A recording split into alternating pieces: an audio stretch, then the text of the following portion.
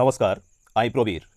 তোমাদেরকে কথা মতো আজ আমরা পঞ্চম শ্রেণীর তৃতীয় পর্যায়ক্রমিক মূল্যায়নের প্রস্তুতি বা পঞ্চম শ্রেণীর সাজেশন, তোমাদের যে গণিতের সমাধান আমরা আমাদের এই পর্ব থেকেই শুরু করে দিচ্ছি।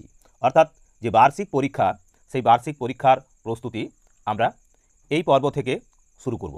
মূলত 20টি আমরা প্রশ্নপত্র তোমাদের সমাধান করে দেব এবং পরবর্তী ক্ষেত্রে একটি সাজেশন, সম্পূর্ণ সাজেশন তোমাদের তুলে দেব। তো সেই কারণে আমরা বেছে নিয়েছি রায় ও মার্টিন প্রশ্নবিচিত্রা বইটিকে।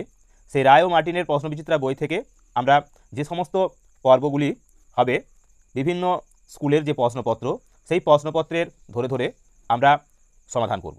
তো তোমরা জানো যে এই পঞ্চম শ্রেণীর তৃতীয় পর্যায়ক্রমিক মূল্যায়নে রয়েছে মূলত যে সমস্ত প্রশ্নগুলি বা যে ধরনের প্রশ্নপত্র হবে তারই প্রথমে একটি খসড়া তোমাদের জেনে রাখা দরকার। তা হলো তোমাদের মোট 50 নম্বরের প্রশ্নপত্র হবে।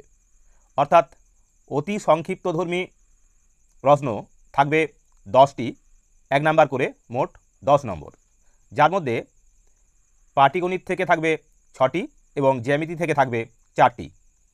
সংক্ষিপ্তধর্মী প্রশ্ন থাকবে 10টি, 2 নম্বর করে, 10 দুগুণে 20 নাম্বার। সেখানে রয়েছে পাটিগণিতের 7টি প্রশ্নের মধ্যে 6টি, জ্যামিতির 5টি প্রশ্নের মধ্যে 4টি, মোট 20 নাম্বার। এবার দীর্ঘ উত্তরধর্মী যে প্রশ্ন, সেখানে থাকবে 5টি প্রশ্ন, 4 নাম্বার করে, 4 5 20 নাম্বার। এখানে পাটিগণিত থেকে থাকবে 4টি প্রশ্নের মধ্যে 3টি করতে হবে এবং জ্যামিতি থেকে 3টি প্রশ্নের মধ্যে 2টি করতে হবে। অর্থাৎ এখানেও থাকবে 20। তার মানে মোট হলো আমাদের নম্বর বিভাজনে আমরা দেখতে পাচ্ছি মোট 50 নম্বর থাকবে এবং সময় থাকবে 1.5 ঘন্টা। সেই 1.5 ঘন্টার ভিতরে তোমাদের 50 নাম্বার প্রশ্নের উত্তর দিতে হবে। তো সেই 50 নম্বরে 50 কীভাবে পাওয়া যায় তার জন্য আমরা বেছে নিয়েছি রায় ও মার্টিনের প্রশ্নবিচিত্রা বইটিকে। 2024-এর এই রায় ও মার্টিনের প্রশ্নবিচিত্রা বইয়ের আমরা মোট 20টি স্কুলের যে সমস্ত প্রশ্নপত্র আমরা সমাধান করব এবং শেষে সেই অংশ থেকেই তোমাদের একটা সাজেশন তুলে দেব। যে সাজেশনটি তোমরা অবশ্যই যদি মেনে চলো তাহলে অবশ্যই তোমরা, অর্থাৎ অনুশীলন করো, আমাদের প্রত্যেকটা ভিডিও সম্পূর্ণরূপে দেখো, তাহলেই কিন্তু তোমরা 50-এ 50 নম্বর পাবেই পাবে। যেমনটা আমরা আমাদের যে পশ্চিমবঙ্গ বিজ্ঞান মঞ্চের মেধা অন্বেষণ এবং নিখিলবঙ্গের যে মেধা অন্বেষণ, আমরা তোমাদের যে সমস্ত পর্বগুলো তুলে ধরিয়েছিলাম, আমরা 30-এ 30 কমন দিতে পেরেছি। ঠিক একই রকমভাবে আমরা আগামী দিনে দাবি করব যে আমরা 50-এ 50 তোমাদের দিতে পেরেছি। যদি তোমরা আমাদের ভিডিওগুলো সম্পূর্ণরূপে দেখে থাকো তাহলেই কিন্তু তোমরা সেই সমস্ত প্রশ্নের উত্তর করতে পারবে। তো সেই কারণে বলবো, আমি আমার সকল ভিউয়ার্স তথা সচেতন অভিভাবক এবং সেই সঙ্গে সঙ্গে আমাদের প্রিয় ছাত্রছাত্রীদের কাছে আমাদের বিশেষ আবেদন, তোমরা প্রতিটি ভিডিও সম্পূর্ণরূপে দেখবে এবং তার সাথে সাথে প্রত্যেকটি ভিডিওকে লাইক, কমেন্ট এবং শেয়ার করে আরও অন্যান্য বন্ধুবান্ধবদের মধ্যে ছড়িয়ে দেবে। আর তার সাথে সাথে যারা নতুন তারা অবশ্যই আমাদের চ্যানেলটিকে সাবস্ক্রাইব করে রাখবে, কারণ এই চ্যানেলের মাধ্যমে প্রত্যেকটি তোমাদের অত্যন্ত প্রয়োজনীয় গুরুত্বপূর্ণ যে সমস্ত পরীক্ষা আসে, আমরা সেই সমস্ত পরীক্ষায় তোমাদেরকে সাহায্য সহযোগিতা স্বরূপ তোমাদের একটা প্রস্তুতি তুলে ধরছি। তো সেই কারণে আমরা তোমাদের যেমন পাশে আছি, তোমরাও আমাদের পাশে থাকবে এই আশা রেখে আমরা শুরু করব আজকের আমাদের পর্ব। অর্থাৎ আমরা যেটা শুরু করছি, এই রায় ও মার্টিনের প্রশ্নবিচিত্রা বইটির পাতা 152 রয়েছে। প্রশ্নে কি রয়েছে না, এখানে রয়েছে বেলদা প্রভাতী বালিকা বিদ্যাপীঠ। এখান থেকে আমরা তোমাদের আজ এই পর্বের সমাধান শুরু করছি। তো দেখো, প্রথম প্রশ্নে বলা রয়েছে কি, এখানে বলা আছে যে 9-এর সঠিক, এখানে বলা আছে যে সঠিক উত্তরটি নির্বাচন করো যে কোনো 10টি। দেখো, প্রথম প্রশ্নে রয়েছে কয়ের দাগে 9-এর 7 একটি মিশ্র ভগ্নাংশ, প্রকৃত ভগ্নাংশ, অপ্রকৃত ভগ্নাংশ নাকি কোনোটিই নয়। 9-এর 7 হলো একটি কি না, অপ্রকৃত ভগ্নাংশ, কারণ এর লব বড় এবং হর ছোট, তাই এটি হবে একটি অপ্রকৃত ভগ্নাংশ। তারপরে দেখো, ক্ষয়ের দাগের প্রশ্নে রয়েছে আয়তক্ষেত্রের ক্ষেত্রফল। আয়তক্ষেত্রের ক্ষেত্রফল এখানে অপশন দেওয়া আছে, তাহলে কোন অপশনটা হবে? আমরা জানি যে আয়তক্ষেত্রের ক্ষেত্রফল সমান সমান হলো দৈর্ঘ্য গুণ প্রস্থ, তার মানে এই রস্যের দাগের অপশনটা হবে এর সঠিক উত্তর। আবার দেখো গয়ের দাগের প্রশ্ন, ছোট থেকে বড় হিসাবে সাজাও। রয়েছে 0.005, তারপর রয়েছে 0.05, তারপর রয়েছে 0.5। অর্থাৎ এটা ছোট থেকে বড় হিসাবে সাজানোই আছে, এক প্রকার বলা যেতে পারে। তাহলে আমরা এই অপশানটা কোথায় পাবো? না, এই অপশানটা রয়েছে, দেখো ভালো করে, এই আয়ের দাগের অপশান। এবার ঘয়ের দাগের প্রশ্ন, ঘয়ের দাগের প্রশ্নে বলা রয়েছে কি, শঙ্কুর শীর্ষবিন্দু, একটা শঙ্কুর শীর্ষবিন্দু কি না একটাই আছে শীর্ষবিন্দু, শঙ্কুর শীর্ষবিন্দু সংখ্যা হলো একটি। এবার বলছে ঘড়িতে 3টে বাজলে 3টের কাঁটা ও ঘন্টার কাঁটা কত ডিগ্রি কোণ উৎপন্ন করে? এটার মানে হলো কি না, এটা 90 ডিগ্রি কোণ উৎপন্ন করবে। এবার দেখো চয়ের দাগে, মোট এখানে ঘর রয়েছে 8টি, অর্থাৎ এই ছকে মোট 8টি ঘর রয়েছে, যার মধ্যে দেখা যাচ্ছে 2টিতে রং করা আছে। এখন প্রশ্ন হলো এখানে কত অংশ রং করা আছে, তার মানে 2-এর 8। 2-এর 8 কোথায় রয়েছে? এই দীর্ঘের দাগের অপশানটা হলো তাই সঠিক উত্তর। এবার দেখো 6-এর দাগের প্রশ্ন, 6-এর দাগের প্রশ্নে বলা আছে 2.1 মিশ্র ভগ্নাংশটি ভাঙলে পাবে। ভাঙলে পাবে মানে এটাকে যদি আমরা এই মিশ্র ভগ্নাংশ থেকে অপ্রকৃত ভগ্নাংশ করি তাহলে কি পাবো? তাহলে 3 2 হবে 6 আর 1 যোগ হবে, অর্থাৎ 7-এর 3। অপশানটা হলো তাহলে এই আ। এবার দেখো বর্গীয় জ, বলে রয়েছে কি 0.1 টাকা সমান কি হবে? 0.1 টাকা সমান সমান কত হবে না 10 পয়সা, তার মানে এটার মানে হলো 10 পয়সা। এবার দেখো ঝয়ের দাগের প্রশ্ন কি রয়েছে, সূক্ষ্ম কোণ হলো, সূক্ষ্ম কোণ কাকে বলে না, সূক্ষ্ম কোণটাকেই বলবো যখন কোণটির মান 90-এর চেয়ে ছোট হবে। তাহলে এখানে এই আয়ের দাগের অপশানটা দেখো, কোণটা রয়েছে কত? 45 ডিগ্রি কোণ, তার মানে এটাই 90 ডিগ্রি থেকে ছোট, অর্থাৎ সূক্ষ্ম কোণ। এবার তারপরের প্রশ্ন বলা রয়েছে কি না, এখানে বলা আছে একটি ফুলের চিহ্ন দেওয়া রয়েছে সমান 10 হলে, এখানে দুটো ফুল রয়েছে সম্পূর্ণ আর একটা রয়েছে অর্ধেক, তার মানে 10 10 20 আর এই 5, তার মানে হবে 25। এটার মধ্য দিয়ে বোঝানো যাচ্ছে কি না 25।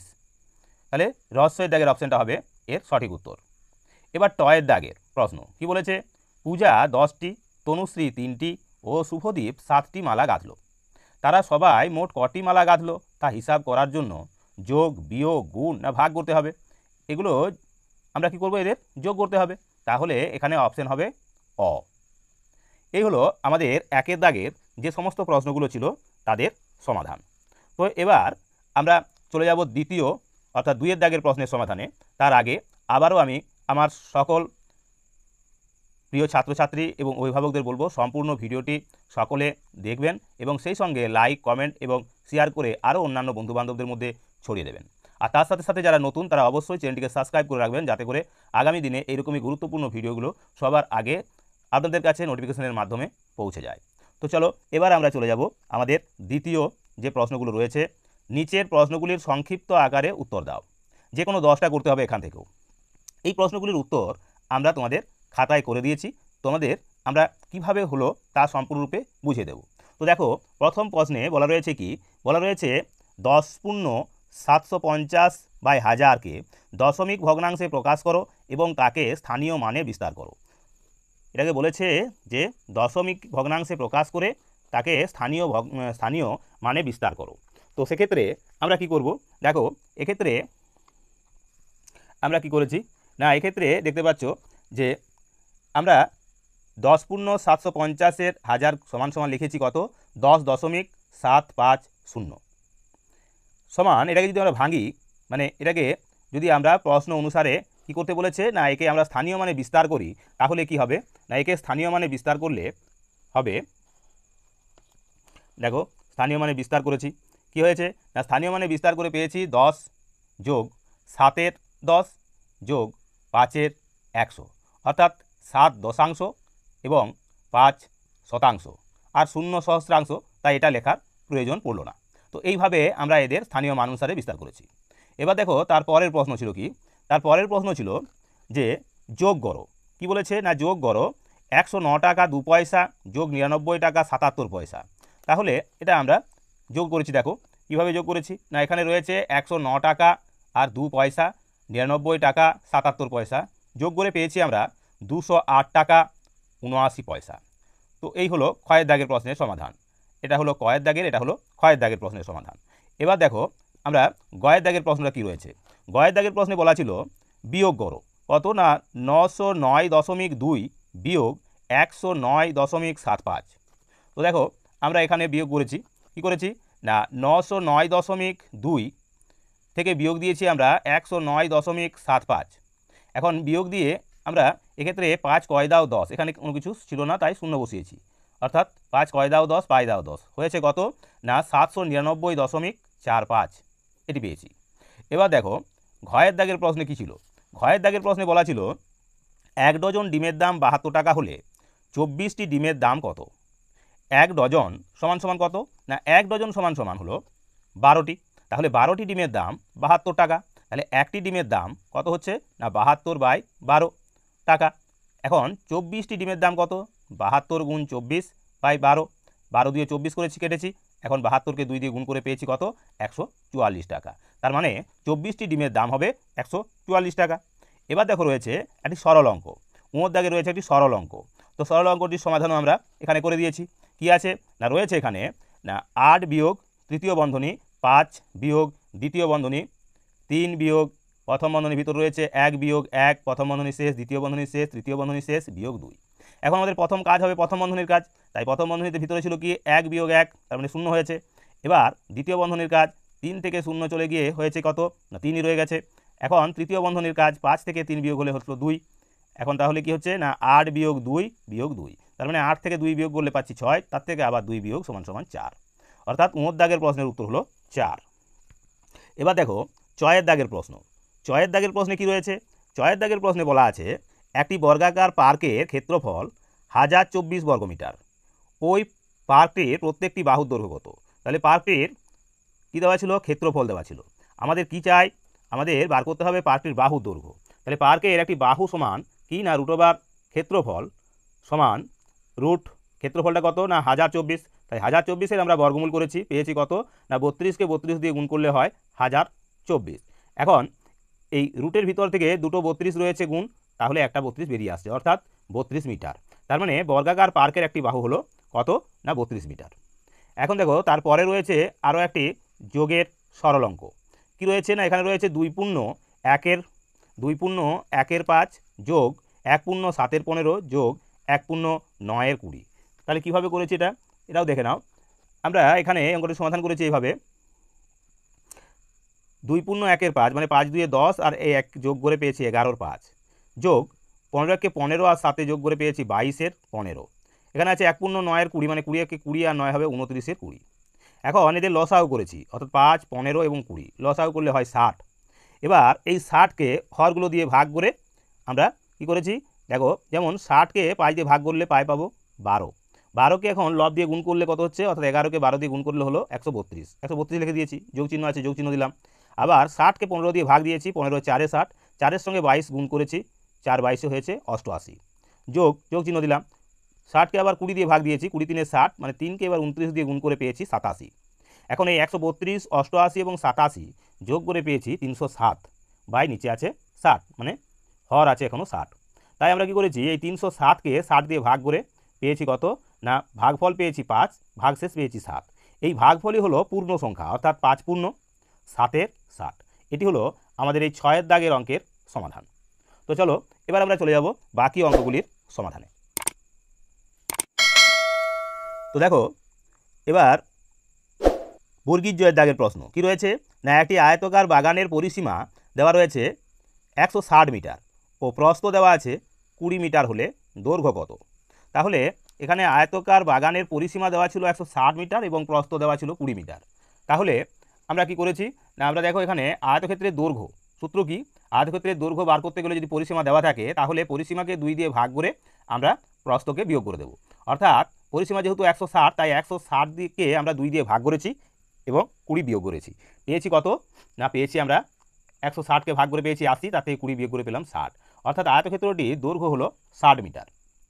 এবার তারপরের অত্যন্ত গুরুত্বপূর্ণ একটি প্রশ্নের সমাধান দেখো আমরা করে দিয়েছি।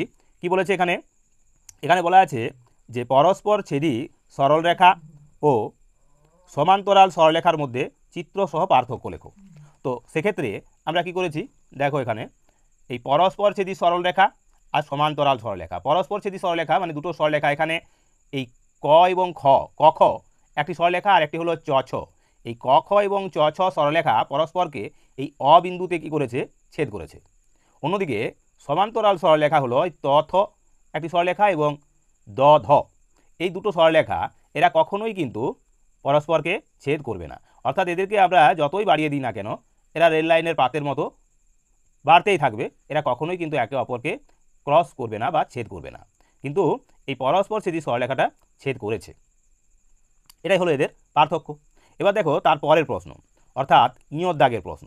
ইঁয়ত দাগের প্রশ্নে কি রয়েছে না, ইঁয়ত দাগের প্রশ্নে বলা আছে একটি আয়তঘন বা সমকোণী চৌপলের তলের সংখ্যা, তলের প্রকৃতি, সমতল না বক্রতল, তার সঙ্গে চাওয়া হয়েছে ধারের সংখ্যা এবং শীর্ষবিন্দুর সংখ্যা।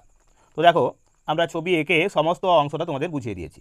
এটা হলো একটা আয়তঘন, এই আয়তঘনে এগুলো হলো তল, এই হলো একটা তল, এখানে রয়েছে আরও একটি তল, এই একটি তল আছে, আবার এই একটি তল আছে, আবার এই একটি তল আছে, আবার এই একটি তল আছে, আবার এখানে রয়েছে একটি তল,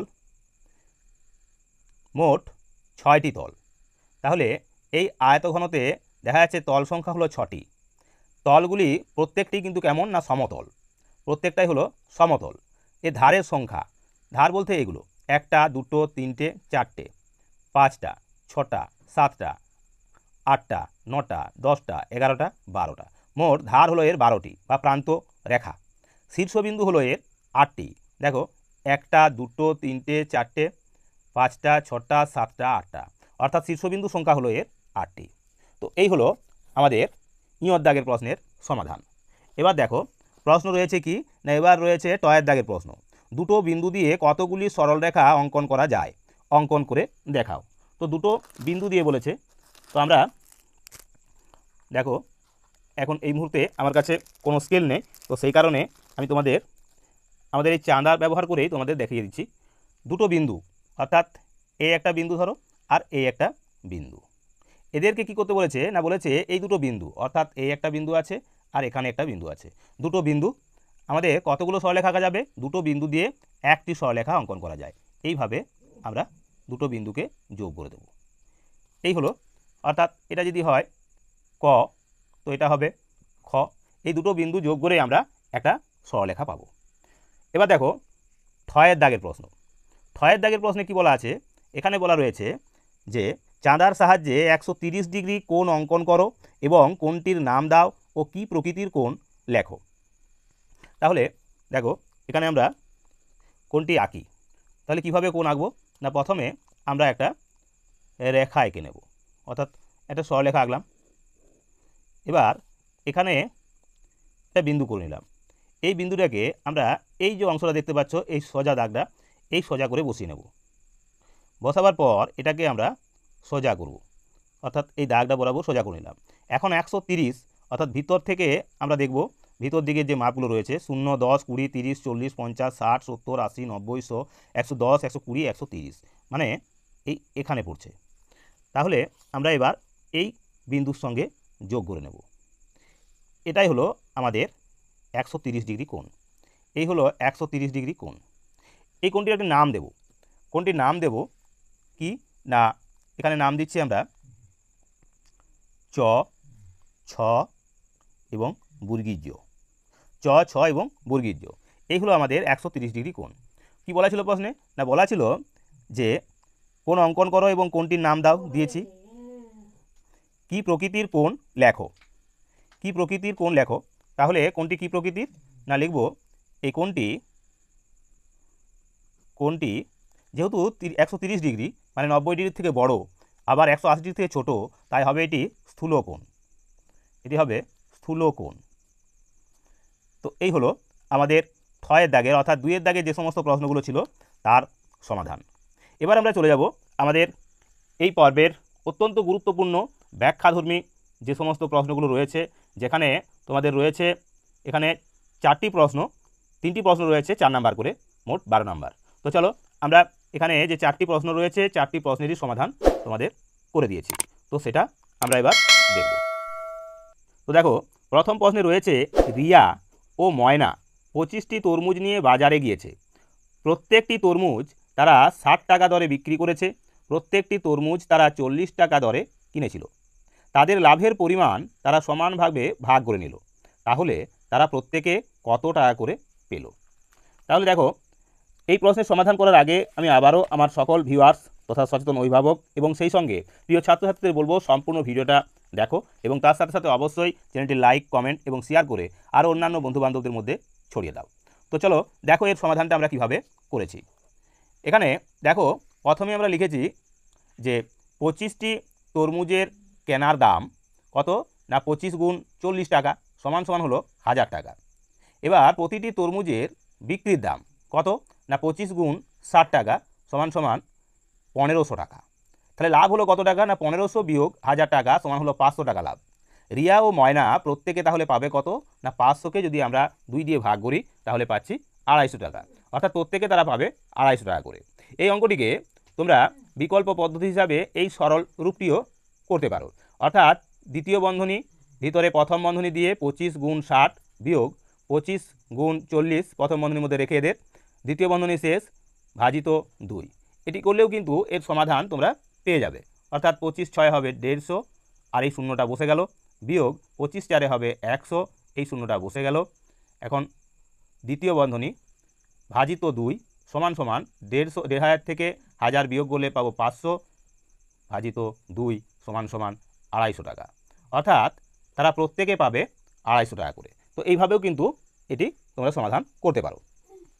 এবার দেখো, সরল অঙ্কটি যেটি রয়েছে সেই সরল অঙ্কের সমাধান, অর্থাৎ আমরা এবার তোমাদের তুলে দিয়েছি যে সরল অঙ্কটি রয়েছে তার সমাধান কি রয়েছে সেই সরল অঙ্কে।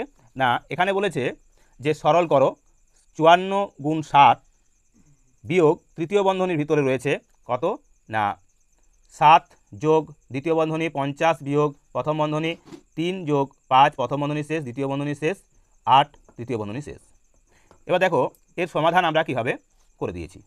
এখানে আছে, তাহলে প্রথমে আমাদের কাজ হবে কার না এই প্রথম বন্ধনীর কাজ। তো প্রথম বন্ধনীর ভিতরে ছিল কি 3 আর 5, তাহলে হলো কত না 8। এবার দ্বিতীয় বন্ধনীর কাজ, তাহলে দ্বিতীয় বন্ধনীর ভিতরে কি রয়েছে এখন 50 থেকে 8 বিয়োগ অর্থাৎ 42। এবার রয়েছে কি না এই এর, দেখা যাচ্ছে যোগ এবং এর আছে, যেহেতু কোনো চিহ্ন ছিল না তাই আমরা এখানে এর লিখে নিয়েছি। এবার কি হলো না এই 42কে 8 দিয়ে গুণ করেছি, তাহলে পেয়েছি 336, তার সঙ্গে আবার 7 যোগ হয়েছে, তৃতীয় বন্ধনীর কাজ শেষ হয়েছে, দেখা গেছে 343 পেয়েছি। তাহলে এবার 54কে 7 দিয়ে গুণ করে পেলাম আমরা 378, তার থেকে এই 343 বিয়োগ করেছি, সমান সমান আমরা পেয়েছি কত না 35। তো এইভাবে আমরা এই অঙ্কটির সমাধান করেছি। প্রথম বন্ধনীর কাজ প্রথমে, যেহেতু এখানে প্রথম বন্ধনী রয়েছে, তারপরে দ্বিতীয় বন্ধনীর কাজ। এবার ছিল কোনো চিহ্ন ছিল না, মানে সেখানে ছিল কি এর, তাই এর কাজ আগে, এর মানে হলো গুণ এক প্রকার, তো আমরা সেই গুণের কাজ করে নিয়েছি। তো দেখো এবার রয়েছে গয়ের দাগের প্রশ্ন। গয়ের দাগের প্রশ্নে বলা ছিল কি না একটি বর্গাকার বাগানের ক্ষেত্রফল 144 বর্গমিটার হলে বাগানটিকে ঘিরতে কত মিটার বেড়া দিতে হবে? প্রতি মিটার বেড়াতে 8 টাকা খরচ হলে মোট কত টাকা খরচ হবে? তাহলে ক্ষেত্রফল দেওয়া রয়েছে 144 বর্গমিটার, বাগানটিকে ঘিরতে কত মিটার তাহলে বেড়া দিতে হয়, মানে আমাদের চাই পরিসীমা। প্রতি মিটার বেড়া দিতে অর্থাৎ ওই পরিসীমার জন্য খরচ পড়বে কত 8 টাকা করে, তাহলে কত খরচ হবে, এই ছিল প্রশ্ন। তো আমরা দেখো সমাধান করে দিয়েছি। কি সেই সমাধান, এখানে বলা হয়েছে তাহলে বর্গাকার বাগানটির একটি বাহু কি হবে না রুট ক্ষেত্রফল অর্থাৎ ক্ষেত্রফলের বর্গমূল করেছি, পেয়েছি কত না যেহেতু ক্ষেত্রফল দেওয়া ছিল 144, তাহলে 144, তাহলে 144-এর বর্গমূল করলে আমরা পাচ্ছি 12 গুণ 12 সমান 144, তার মানে এটা 12 বেরিয়ে আসবে, অর্থাৎ 12 মিটার। এই 12 মিটার হলো ওই বর্গক্ষেত্রটির একটি বাহু, মানে বাগানটির। এবার বাগানটি তাহলে পরিসীমা কী হবে, পরিসীমার সূত্র হলো 4 গুণ একটি বাহুর দৈর্ঘ্য, তাহলে 4 গুণ বাহু হলো এখানে এই 12 মিটার, তাই 12 দিয়ে গুণ করে পেয়েছি 48 মিটার। তার মানে এটাই হলো এই বাগানটির বেড়াটির দৈর্ঘ্য, অর্থাৎ যে বেড়াটি আমরা লাগবে সেটি হলো 48 মিটার। বলা আছে প্রতি মিটার 8 টাকা হিসাবে খরচ পড়ে বাগানটায়, তাহলে প্রতি মিটার 8 টাকা হিসাবে খরচ করলে বাগানটিতে বেড়া দিতে মোট খরচ হয় কত হবে, মোট খরচ সমান সমান 48 গুণ 8 সমান সমান হলো কত 384 টাকা। 384 টাকা খরচ হবে ওই বাগানটি তাহলে বেড়া দিতে। এবার দেখো, এবার রয়েছে ঘয়ের দাগের প্রশ্ন। কী ছিল, এখানে ছিল পঞ্চম শ্রেণীতে পাঠরত ইমনের বার্ষিক পরীক্ষার বিভিন্ন বিষয়ে প্রাপ্ত নম্বরের তালিকা নিচে দেওয়া হলো, তথ্যগুলো চিত্রলেখের মাধ্যমে প্রকাশ করো। এর সঙ্গে সঙ্গে দেওয়া রয়েছে একটি ছবি, অর্থাৎ একটি গাছের ছবি দেওয়া রয়েছে, যেখানে এই গাছটির ছবি 6 নম্বরের জন্য ব্যবহার করবে, এটি বলে দেওয়া আছে, নির্দেশ দেওয়া আছে, সেই কারণে আমাদের এই ছবিটি ব্যবহার করতে হবে। অন্য ছবিও কিন্তু তোমরা করলেও করতে পারতে, কিন্তু এখানে যেহেতু দেওয়া রয়েছে তাই আমাদের এই ছবিটিকেই ব্যবহার করতে হয়েছে। এখন দেওয়া রয়েছে বাংলা বিষয়ে প্রাপ্ত নম্বর 48, অঙ্কে 42, ইংরেজিতে 39, ইতিহাসে 36, ভূগোলে 51, বিজ্ঞানে পেয়েছে 30। তো দেখো আমরা এক্ষেত্রে ছবিটিকে আমরা উড পেন্সিলে একবার চেষ্টা করেছি যাতে করে আঁকা যায়, কিন্তু অনেক সময় কি হয় না, এক্ষেত্রে তোমাদের হয়তো বুঝতে অসুবিধা হতে পারে, একটু ভালো করে দেখে নেবে। আমরা বিষয়টা এভাবে করেছি বাংলা, এখানে তাহলে যেহেতু দেখো কটা ছবি দেওয়া রয়েছে না, একটা ছবি সমান সমান এখানে কিন্তু সম্পূর্ণ ছবি সমান সমান 6টি নম্বর বোঝাবে, তাহলে 1 2 3 4 5 6 7 8, 8টা এখানে গাছ আঁকা হয়েছে, তার মানে হলো 8 6 48 নম্বর পেয়েছে সে বাংলায়। অঙ্কে সে পেয়েছে কত, তাহলে 1টা 2টো 3টে 4টে 5টা 6টা 7টা, মানে 42 নাম্বার, 7 6 42।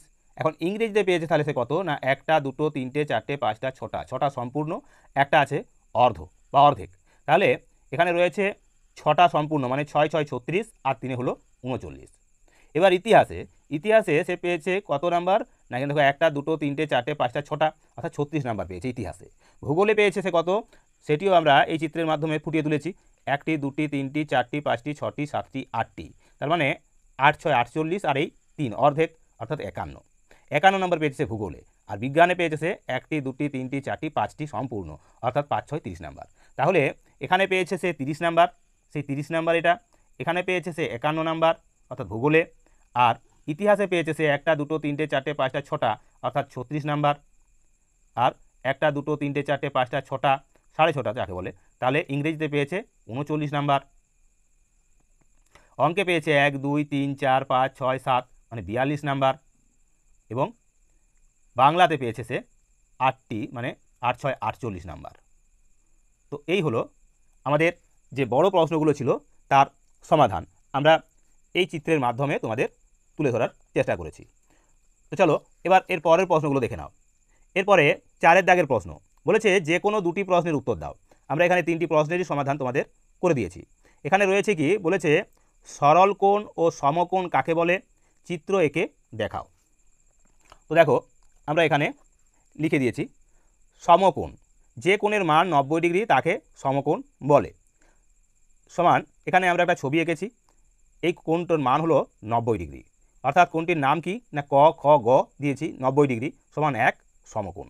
এই কোণটির মান হলো 1 সমকোণ, অর্থাৎ একটা সরলরেখার উপর আর একটা সরলরেখা দণ্ডায়মান হয়ে যদি দেখা যায় 90 ডিগ্রি কোণ উৎপন্ন করে, তখন ওই কোণটিকে আমরা বলবো সমকোণ। একটা সরলরেখার উপর আর একটা সরলরেখা দণ্ডায়মান হয়েছে, অর্থাৎ দাঁড়িয়ে আছে, যার কারণে একটা 90 ডিগ্রির কোণ তৈরি হয়েছে, সেই কারণে একে বলছি আমরা সমকোণ। তো এটা হলো সমকোণ। এবার সরল কোণ, না যে কোণের মান 180 ডিগ্রি তাকে বলে সরল কোণ। এখানে দেখো এই হলো আমাদের একটা সরলরেখা চ এবং বর্গীর্য, চ বর্গীর্য, আর ছ হলো একটা বিন্দু, অর্থাৎ একটা এই সরলরেখারই একটা বিন্দু, সেই কারণে এই কোণটা হবে কত না 180 ডিগ্রি, সেই কারণে এটাকে বলা হচ্ছে কি না এটা সরল কোণ। তো এই গেল আমাদের 4 দাগের ক এর উত্তর। এবার দেখো 4 দাগের খ প্রশ্ন কি বলেছে, স্কেলের সাহায্যে 6.7 সেমি দৈর্ঘ্যের সরলরেখাংশ অঙ্কন করে তার নামকরণ করো। সমরেখ বিন্দু ও অসমরেখ বিন্দু বলতে কি বুঝো, চিত্রসহ লেখো। তো দেখো এটিও আমরা এখানে তোমাদের তুলে দিয়েছি। কি রয়েছে বলা আছে, এটা হলো আমাদের একটি 6.7 সেমি রেখাংশ। এবার তার সঙ্গে সঙ্গে প্রশ্নে বলা ছিল সমরেখ বিন্দু কাকে বলে চিত্র, আর অসমরেখ বিন্দু কাকে বলে তার চিত্র আমরা তুলে ধরেছি। সমরেখ বিন্দু কাকে বলে, বলা হয়েছে 2 বা ততোধিক বিন্দু একই সরলরেখার উপর অবস্থান করলে ওই বিন্দুগুলিকে সমরেখ বিন্দু বলে।